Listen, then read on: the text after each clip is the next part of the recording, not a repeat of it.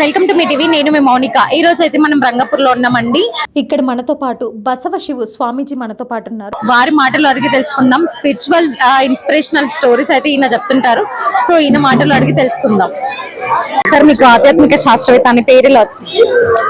అంటే మనది ఒక గురుకులం ఉంటదండి కర్ణాటకలో. ఆ గురుకులంలో మా గురువు గారు మమ్మల్ని ఆధ్యాత్మికంగా తీసుకెళ్లారు. నేను ఆ గురుకులంకి వెళ్ళిన తర్వాత అక్కడున్న వాతావరణం, అక్కడున్న కల్చర్, మన దేశం గురించి, ధర్మం గురించి మాకంతా గురుకులంలో నేర్పిస్తారు. ఆ చిన్నప్పటి నుంచే మాకు ఆ అలవాటుని నేర్పించారు మా గురువు గారు. అక్కడి నుంచి మాకు ఈ స్పిరిచువాలిటీ, ఆధ్యాత్మిక అంటే మాకు చాలా ఇష్టం. మీకు స్పిరిచువాలిటీ అంటే చెప్తుంటారు కదా సార్ క్లాసెస్, సో అందులో చూసి చాలా మంది ఇన్స్పైర్ అవుతుంటారు కదా, సో అదంతా ఎట్లా అనిపిస్తుంటారు సార్? అంటే ఇప్పుడు అవసరం ఉంది అమ్మ మాకందరికి. ఎందుకంటే మాకు ఎవరెవరో సంబంధం లేని వాళ్ళు మా మీద దెబ్బతీస్తారు. కాబట్టి మనం అందరు గట్టిగా ఉండాలి. ధర్మం కోసం, ఆ దేశ కోసం అందరూ గట్టిగా ఉండాలంటే మనం ఫస్ట్ గట్టి కావాలి. మా ధర్మం గురించి, మా ధర్మంలో పుట్టి వాళ్ళ గురించి, వాళ్ళ జీవితం గురించి మనం అందరూ తెలుసుకోవాలి, నేర్చుకోవాలి. నేర్చుకున్న తర్వాత మనము ధర్మం గురించి చెప్పడానికి వస్తుంది. సో ఇప్పుడు సనాతన ధర్మం అంటే చాలా మంది ఇప్పుడు గుడ్ల మీద గానీ మన దగ్గర వచ్చి వేరే పీపుల్స్ ఫైట్స్ ఇట్లాంటివి చేస్తున్నారు కదా సార్, సో అట్లాంటి వాళ్ళకి మీరు ఏం సందేశం? అంటే చాలా మంది వాళ్ళు మానసికంగా వెళ్ళారు, కానీ ఏదో ఒక డబ్బుల ఆశ కోసమో ఇంకొకరు ఏ ఆశ కోసమే వెళ్తున్నారు తప్ప వాళ్ళు ఎక్కడ వెళ్ళినా వాళ్ళ మూల ఉద్దేశం మన ధర్మంలో ఉంటారు. మన ధర్మ ఆచరణ వాళ్ళు ఆచరిస్తారు. బయట మనకు కడవడానికి వేరే వేరే పేరు వాళ్ళు చెప్పొచ్చు, కానీ వాళ్ళ ఇంట్లో ఆచరించేది, వాళ్ళు పాలించేదంతా మన ధర్మమే, మన సనాతన ధర్మమే వారు. సో ఇక్కడికి రావడం ఎట్లా అనిపించింది సార్? చాలా సంతోషం అనిపించింది. మేము ఉండేది నారాయణపేట జిల్లాలో మక్తల్ దగ్గర వచ్చిన. ఇక్కడ ఉన్న రంగాపూర్లో నిన్న యూత్ అంతా వచ్చిండ్రు, చాలా మంది యూత్లు వచ్చిండ్రు. నాకు చాలా సంతోషం అనిపించింది. ఈ యూత్ లోపల రావాలి, మన ధర్మం గురించి, మన దేశం గురించి యూత్ లోపల రావాలి. వివేకానందుడు చెప్పిండు, ఒక 10 మందిలో యూత్లు మా చేతులు ఇస్తే ఈ యొక్క దేశాన్ని ఒక అభివృద్ధి చేస్తారని వివేకానంద వారు చెప్పిన మాటలకి యూత్ అంతా రెడీ అవుతున్నారు. ధర్మం వైపు వాళ్ళ యూత్ రావడం నాకు చాలా అనిపిస్తుంది. వాళ్ళ యూత్ నిన్నే వచ్చి చెప్పిండ్రు. ఈ రోజు మా జాతర నడుస్తుంది, మఠం జాతర, కానీ నిన్నే వాళ్ళు వచ్చిన తర్వాత ఆ యూత్ చూసి ఈ కార్యక్రమంకి వచ్చిన. ఇక్కడ వెంకటేశ్వర స్వామి వారి గుడి చూసి చాలా ఆనందం అనిపించింది. ఈ క్షేత్రం ఇంకా పెద్దగా అవుతుంది, అభివృద్ధి అవుతుంది. ఇక్కడ ఉన్న ఒక ధార్మిక క్షేత్రంగా ఈ వెంకటేశ్వర స్వామి దేవస్థానం నిలబడుతుంది. ఓం శ్రీ గురుభ్యో నమః. మన రంగాపూర్ గ్రామంలో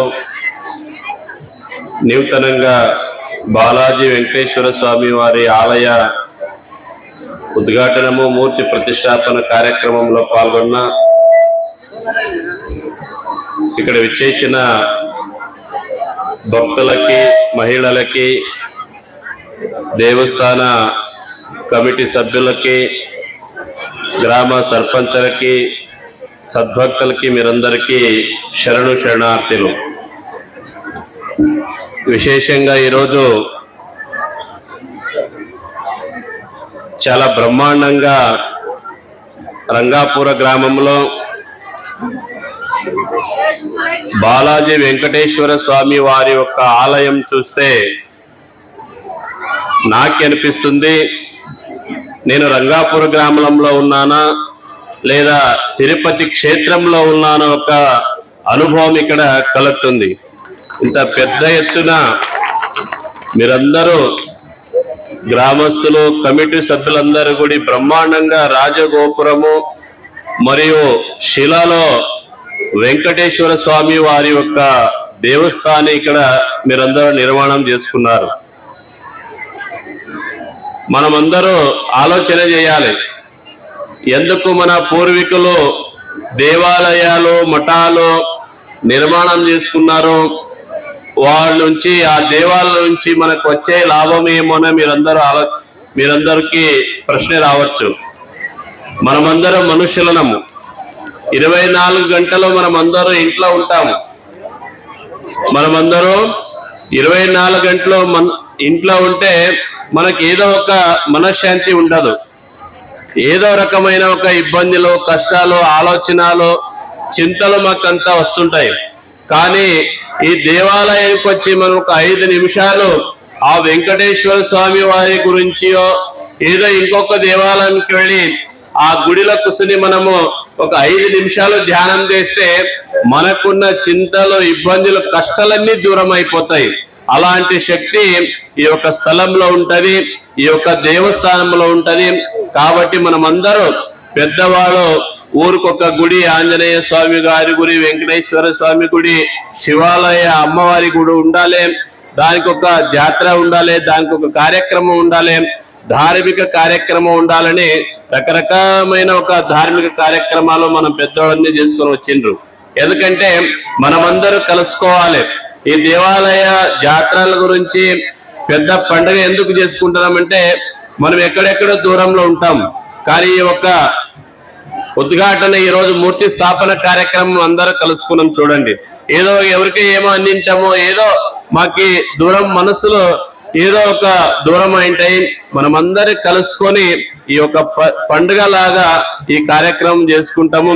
కాబట్టి దానికోసం మన పెద్దవాళ్ళు ఇలాంటి గోపురాలు, గుడిలో ఈ దేవస్థానం కట్టుకొని వచ్చారు.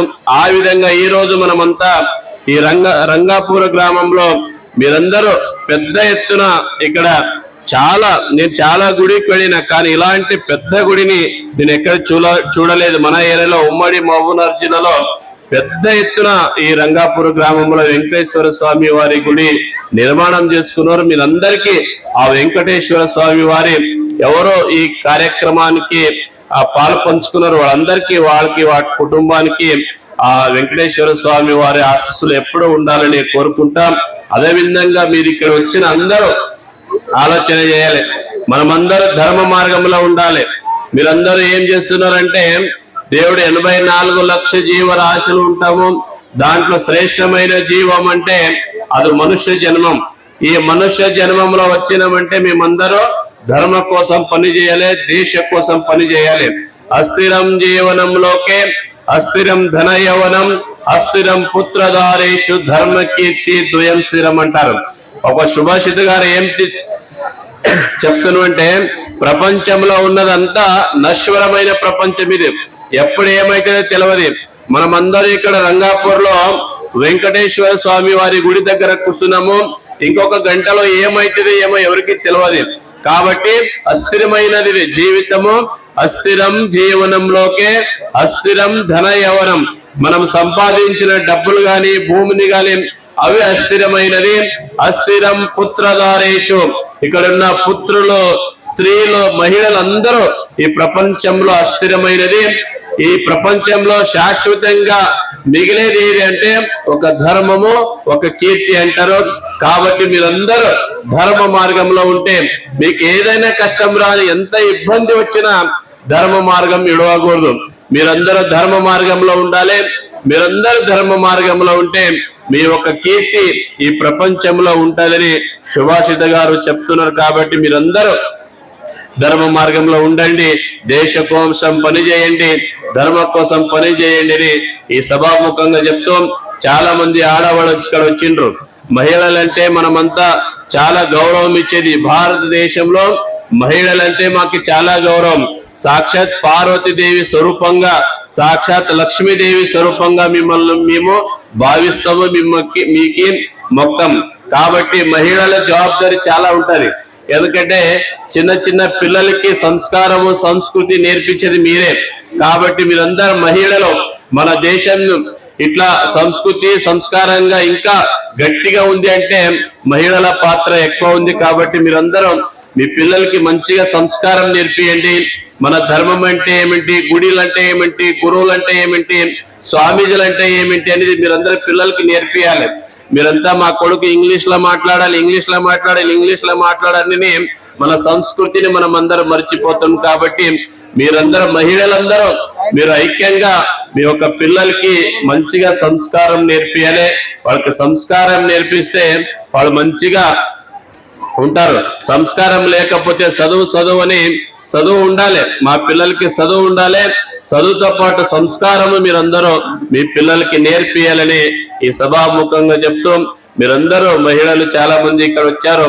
ఇక్కడ గుడిలో ఒక కమిటీ వాళ్ళు చాలా మంది నిన్న మమ్మల్ని ఆహ్వానించి, ఇట్లా రావల స్వామి గారు ఇక్కడ గుడి కార్యక్రమం ఉంది, మమ్మల్ని ఆహ్వానించి ఈ కార్యక్రమంలో మాకు గౌరవం ఇచ్చిన ఈ రంగాపూర్ గ్రామస్తులకు, మన ఈ దేవస్థాన ఒక కమిటీ సభ్యులకు మీరందరికీ ఆ సిద్ధలింగేశ్వర స్వామి వారి ఆ వెంకటేశ్వర స్వామి వారి ఆశీర్వాదం ఎప్పుడు ఉండాలి.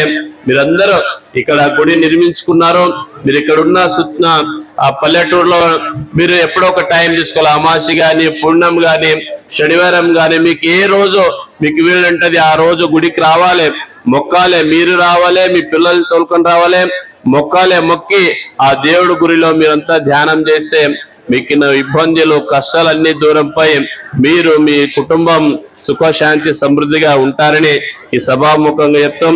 మీరందరికీ ఈ యొక్క దేవస్థాన నిర్మాణానికి సహాయ సహకారం చేసి సేవలు అందించిన ప్రతి ఒక్కరికి ఆ వెంకటేశ్వర స్వామి వారి ఆశీర్వాదం ఎప్పుడూ ఉండాలని కోరుకుంటూ సెలవు తీసుకుంటున్నాను. రంగాపూరు గ్రామంలో అత్యంత వైభవోపేతంగా శ్రీ వెంకటేశ్వర స్వామి కొలువైనటువంటి కొన్ని వేల వందల సంవత్సరాలుగా పూజలు అందుకొని ఈరోజు పునర్నిర్మాణం గావించబడి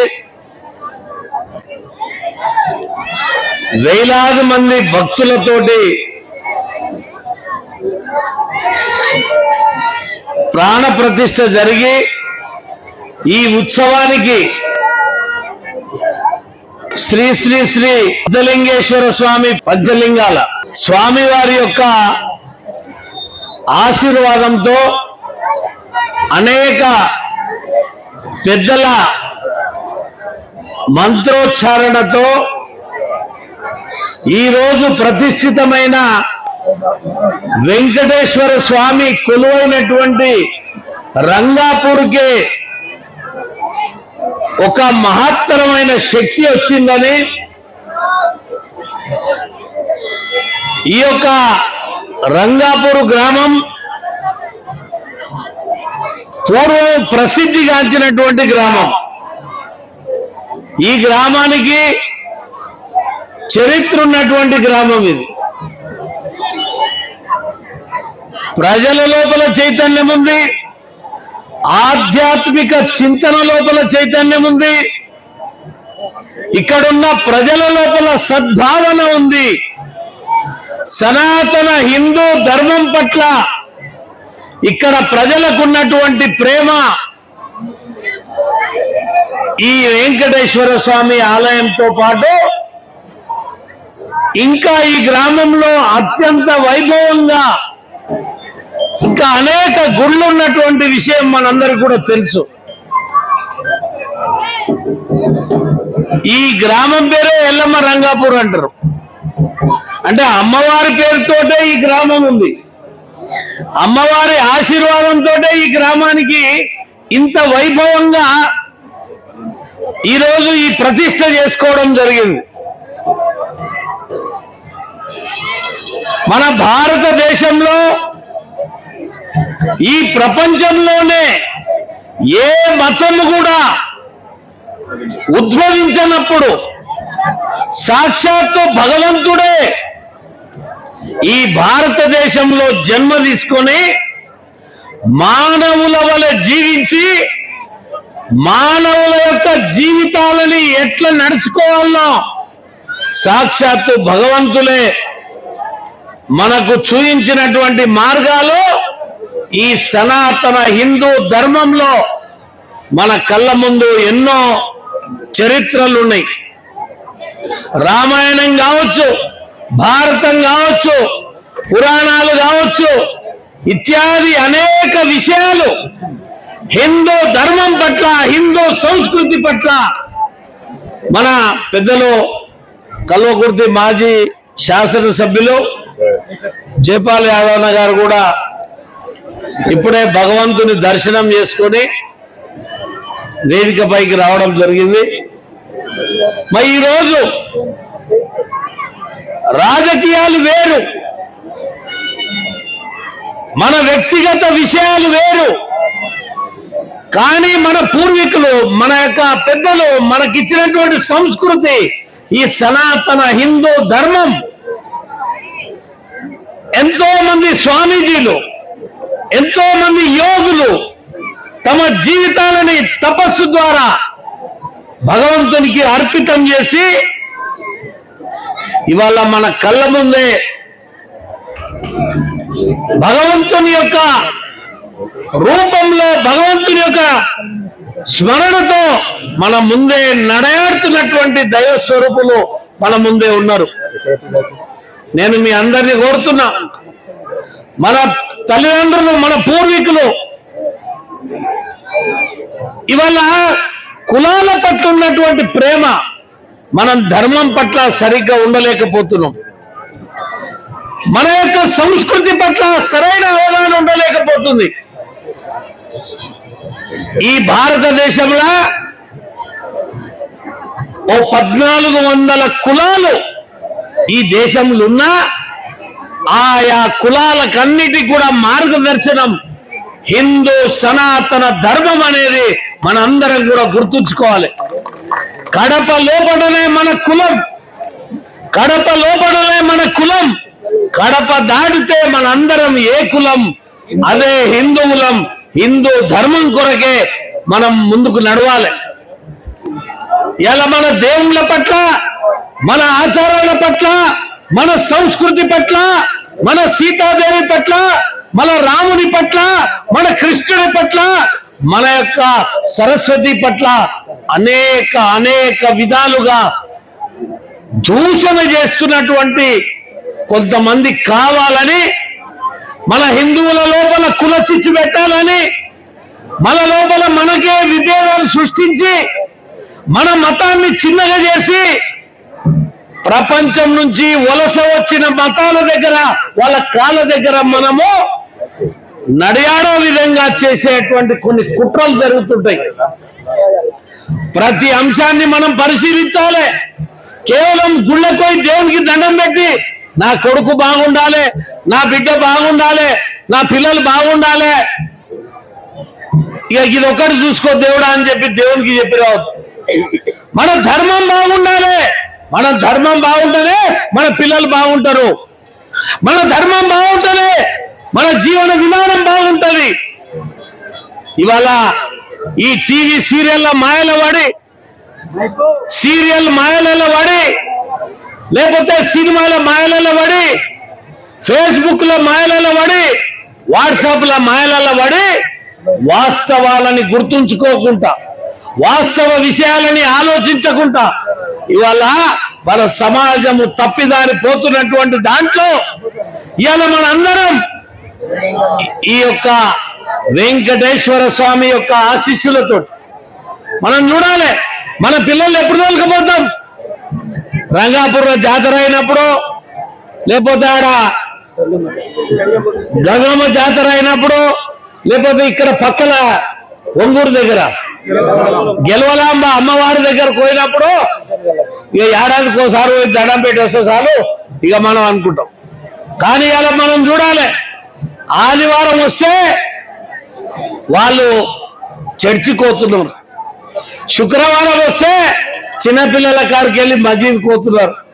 కానీ మనం ఎక్కడ పోతున్నాం? మన పిల్లల్ని ఎక్కడికైనా దోలుకపోతున్నామా గుడులకు? మన ఆడపిల్లలు బొట్టు పెడుతున్నారా చూస్తున్నామా? ఇలా గిద్దిత పిల్లల ఆడపిల్లలు కూడా మొఖాల బొట్టు ఉండలేదు.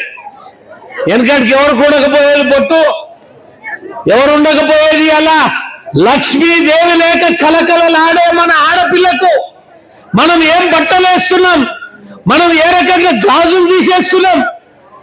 ఆ కనీసం ఇంత పూలజడ పెట్టుకోకుండా జుట్టు కూడా కొరిగేస్తున్నాం, హిప్పి కటింగ్ చేసి కత్తిరిస్తున్నాం. ఆడపిల్లల్ని లక్ష్మీదేవి స్వరూపము, సరస్వతి స్వరూపము, మన యొక్క పార్వతీదేవి స్వరూపమైనటువంటి ఈ ఆడబిడ్డలని ఎట్లా తయారు చేస్తున్నాం? సన్నగా అది సూదితోటి గుచ్చుకున్నట్టు బొట్టు పెట్టుకుంటారు. అది ఎవరికి కనపడదు. కొంతమంది ఉన్నారు మా అమ్మలు ఇక్కడ, వాళ్ళు 2-3 బొట్లు పెట్టిరు. వాళ్ళ ముఖం చూస్తే కలకలలాడుతుంది. వాళ్ళ ముఖం చూస్తే మనకి ఎదురొస్తే అయ్యే పనులు కూడా అయిపోతాయి. కానీ అలా ఎంత దరిద్రం అంటే, మన బిడ్డ బొట్టు పెట్టుకుంటుందా, గాజులు పెట్టుకుంటుందా, కనీసం అప్పుడు ఇప్పుడు ఇంత పసుపు పెట్టుకుంటుందా, ఇంత కుంకుమ పెట్టుకుంటుందా, దేవునికి దండం పెడుతుందా?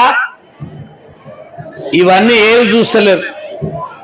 ఎక్కడే చదువుకోపో అన్నకొని చదువుకో అంటారు. ఆడ ఏం చదువుతుందో కూడా ఇలా తెలియదు. ఆమె చదువుతున్నదా చదువుకుంటున్నదా పోనీకి, అది కూడా చూస్తలేం మనం. ఎక్కడ పోయి చదువుకో అంటున్నాం. ఆ ఏం చదవాలి? మీ అమ్మ నాయనకు చెప్పిన సంస్కారం ఉందా? నీ పిల్లలకు ఆ చదువు చెప్తున్నారా? కనీసం నువ్వు ఇంట్లోనన్నా నీ బిడ్డలకు నేర్పుతున్నావా? ఇలా దేవాలయాలు, విద్యాలయాలు, వైద్యాలయాలు ఇవన్నీ కూడా భగవంతుడు ఉండేటువంటి నిలయాలు. ఎన్నో నాడు ఏడాది పోయి దండం పెట్టిగా ఇక ఆయన చూసుకుంటారని ఆయన మీద పడేసి వస్తా కాదు. మరి ఎన్నడో ఏడాది పోనాడు నువ్వు కూడా పోది అయిపోతుందా? రోజు ఎందుకు తినాలి, పూటకి ఎందుకు తినాలి? దేవుణ్ణి ఏమో 6 నెలలకి ఏడాదికి ఒకసారి పెట్టి ఏం చేసిండు అమ్మ దేవుడు గిట్లా గట్లా అని దేవుని మీద వేస్తాం. ఏది మనం తాగి కింద పడ్డా అయ్యో గిట్లా పసుడు దేవుని మీద మనం ఏం చేసిండు అమ్మ, ఇక దేవుని మీద మనం ఈయన నోట్లో పోసింది ఎవరు చెప్పడు.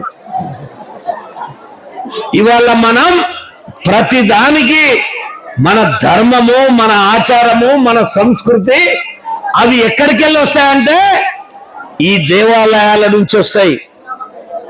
ఇక్కడ పక్కన మొన్న ఎల్లమ్మ జాతరలా ఒక దురదృష్టకరమైన సంఘటన జరిగింది. కుమ్మర్ల ఎల్లమ్మ జాతర, మల్లన్న జాతర, దాంట్లో అనుకోనటువంటి సంఘటన. ఇవాళ దర్శనానికి ఏదో 30 రూపాయలు పెట్టిరని దర్శనం టికెట్ కొనలేదని అక్కడ నిర్వాహకులు కొట్టడము, వాళ్ళు కొట్టడము, వీళ్ళు కొట్టడము, ఒక చిన్న పాప చనిపోయేలా. దీని ప్రభావము మాట్లాడే వాళ్ళు ఎవరి మీద మాట్లాడుతున్నారు? ఇగో దేవుని దగ్గరికి పోతే ఇట్లా అయింది, దేవునికి దండం పెట్టనీకి పోతే ఇట్లా కొట్టారు. ఎవరు దేవుడు వచ్చి కొట్టాడు? బయట ఉన్న మనుషులలాగా ప్రతి మనిషిని చూడకపోవడం, కులాలని కుళ్ళు సమాజంలో ఇవాళ పేద వర్గాలని భగవంతునికి దూరం చేస్తే వాళ్ళందరూ కూడా పరాయి మతాలని ఆశ్రయిస్తున్నారు. మన సమాజంలో రేపు ప్రమాదకరమైన వ్యక్తులుగా వాళ్ళు తయారవుతారు. మన మీదనే రేపు మన ధర్మం మీద, మన సమాజం మీద దాడులు జరుగుతాయి. ఇది గుర్తుంచుకోవాలి. మనం ఏ కులం వాళ్ళనని బయటికి పంపించడం అనేది, అంటరానితనం అనేది, కుల వివక్ష అనేది ఇవన్నీ కూడా చూడకుండా నిర్వాహకులం అందరం కూడా కుల మత వర్గ వర్ణ విభేదాలు లేకుండా మనందరం కూడా దైవాన్ని దర్శించుకోవడంలా ఏ కులం గొప్ప కాదు, ఏ మతం గొప్ప కాదు. దేవుణ్ణి సరైనటువంటి దృష్టితోటి చూస్తే ఏ కులం అడ్డు రాదు. ఇలా తిరుపతి వెంకటేశ్వర స్వామి దగ్గర ఎంతో మంది ఏ కులమున్నా ప్రతి కులము వాళ్ళు వెంకటేశ్వర స్వామిని కొద్దిగా వెంకటేశ్వర స్వామిని దర్శనం చేసుకోనికే తిరుపతి పోతురు. ఆడ ఎవరన్నా మీ కులం ఏం కులం, రజకులా, లేకపోతే హరిజనులా, లేకపోతే యాదవులా, లేకపోతే కమ్మరోళ్ళ, కుమ్మరోళ్ళ, ఇట్లా ఏ కులాన్ని కూడా తిరుపతిలో వెంకటేశ్వర స్వామి ఎక్కడైతే ఆయన నిజరూప దర్శనం ఇచ్చిండో అక్కడనే కులాలు లేవు. ఎక్కడైతే అయోధ్యలో రాముడు పుట్టిండో అక్కడనే కులం లేదు. భద్రాచలంలో కులం లేదు, సిరిసినగండలో కులం లేదు. మన గ్రామములో కూడా దేవుణ్ణి దర్శించుకోనికే కులాలు, అంతరాలు, డబ్బు ఇవన్నిటిని కూడా లేకుండా ప్రేమతోటి భగవంతుణ్ణి మనసారా తనివి తీరా దర్శనం చేసుకునేటువంటి అవకాశం కల్పించాలి. నిర్వాహకులం, పూజారులం, ధార్మిక వ్యవస్థలో పనిచేస్తున్నాం, మొదలు సంటి బిడ్డలు, పెద్ద మనుషులు, ఆడవాళ్ళు, ముసలోళ్లకు, గర్భవతులకు, ప్రతి మహిళకు మంచి దర్శనాన్నిచ్చి ఆ తర్వాత అందరిని కూడా దర్శించుకునే భాగ్యం కల్పించాలి. ఆ దిశలో ముందుకోవాలి. ఏది జరిగినా సనాతన ధర్మాన్ని విమర్శించే వాళ్ళు, అవమానం చేసేవాళ్ళు, అన్యాయం చేసేవాళ్ళు సనాతన ధర్మం చూస్తూ ఊరుకోదని ఈ సందర్భంగా హెచ్చరిస్తూ శ్రీ వెంకటేశ్వర స్వామి దర్శనం చేసుకొని ఆ తర్వాత స్వామీజీ దర్శనం చేసుకొని మీ అందరి దర్శనం చేసుకునే భాగ్యం కల్పించిన ఈ ఆలయ నిర్మాణానికి సహకరించిన ప్రతి భక్తునికి సహకరించిన దాతకు ఈ గ్రామంలో జన్మించినటువంటి ప్రతి మనిషికి ఆ పుణ్యం దొరకాలని మమ్మల్ని ఆశీర్వదించాలని కోరుకుంటూ నేను సెలవు తీసుకుంటున్నా. వెంకటేశ్వర స్వామికి, ఏడుకొండలవాడ వెంకటరమణ గోవింద గోవింద.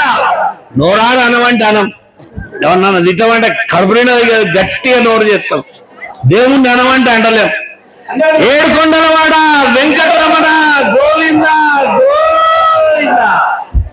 జై శ్రీరామ్, జై శ్రీరామ్. భారత్ మాతా की, गो माता की, भू माता की, సనాతన ధర్మానికి, వెంకటేశ్వర స్వామికి. ఈరోజు మంచి రోజు, మంచి దినము, శుభదినము, సుదినం.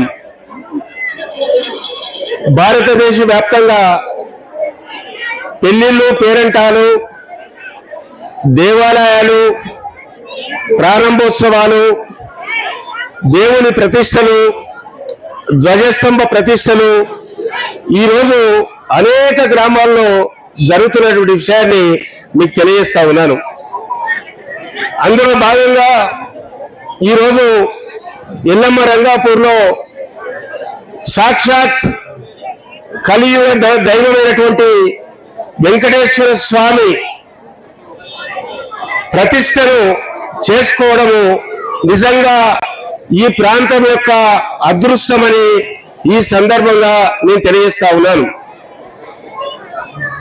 అచ్చంపేట నియోజకవర్గంలో పదిర గ్రామంలో కూడా ఈరోజు ఒక పెద్ద దేవాలయాన్ని, శ్రీకృష్ణ దేవాలయాన్ని ఆ గ్రామస్తులు అందరూ కలిసికట్టుగా పెద్ద ఎత్తున నిర్మాణం చేసి శ్రీకృష్ణ రుక్మిణి సత్యభామల యొక్క విగ్రహ ప్రతిష్టను కూడా ఈ రోజే చేయడం జరిగిందనే విషయాన్ని ఈ సందర్భంగా నేను తెలియజేస్తా ఉన్నాను.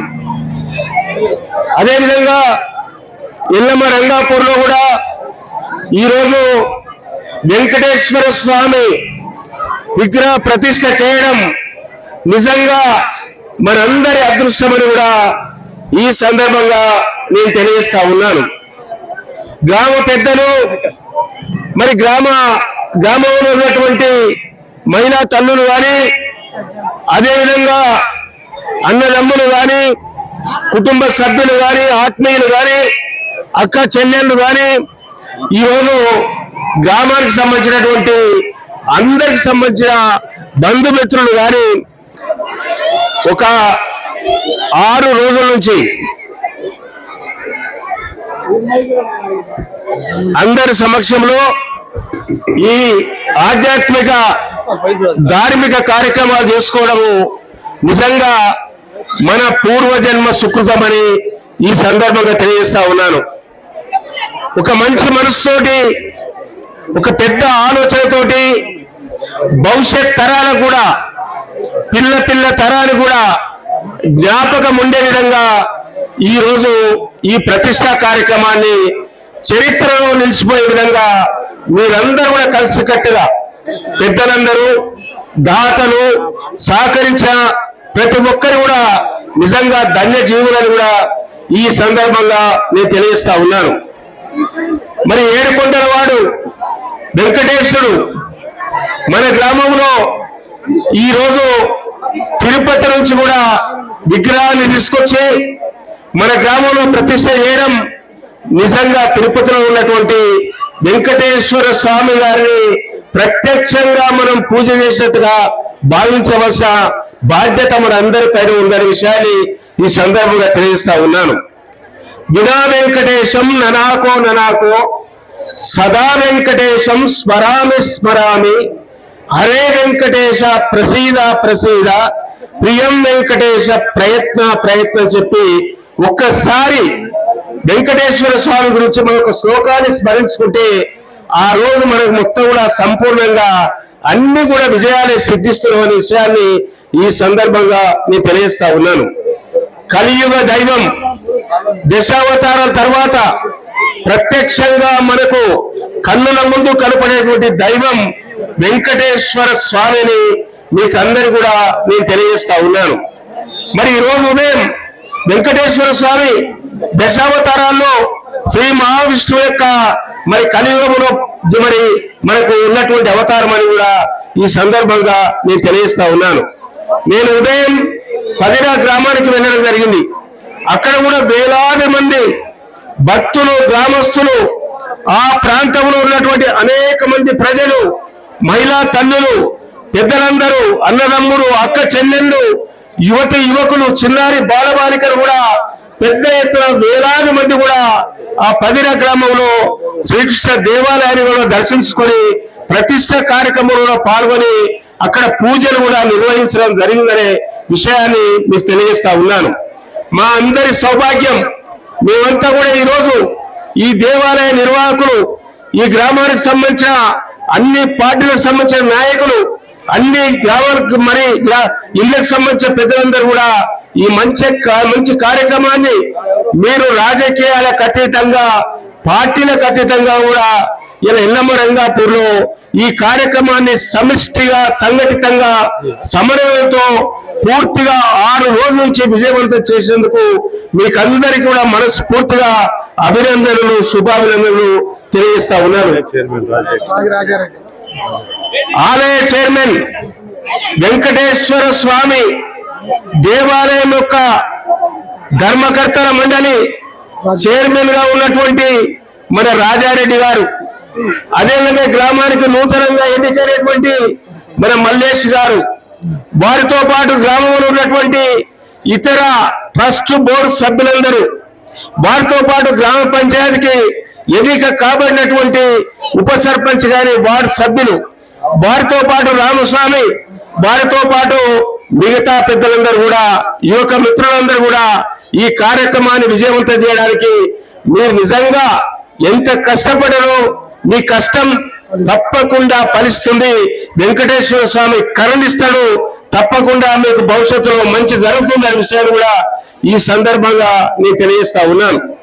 కాబట్టి ఈరోజు మరి మా మౌన కూడా మీ గ్రామ పెద్దలందరూ, ఆలయ కమిటీ చైర్మన్ తో పాటు ఆలయ కమిటీ సభ్యులందరూ కూడా వారు ఎంతో ప్రేమతోటి మా దగ్గరికి వచ్చి కూడా హైదరాబాద్ ఉంటే హైదరాబాద్ కు, కల్వకుర్తి ఉంటే కల్వకుర్తి, కర్తాల్లో ఉంటే కర్తాల్, ఆమన్గల్ ఉంటే ఆమన్గల్, ఇంకెక్కడున్నా తెలుసుకొని, మా వివరాలు తెలుసుకొని, మా సమాచారం తెలుసుకొని మా అందరి దగ్గరకు వచ్చి మాకు కూడా ఆహ్వాన పత్రికలు ఇచ్చి ఈ కార్యక్రమాన్ని ఆహ్వానించేందుకు మేము సర్వదా మీకు ఎప్పుడు కూడా కృతజ్ఞతగా ఉంటామని కూడా ఈ సందర్భంగా తెలియజేస్తా ఉన్నాను.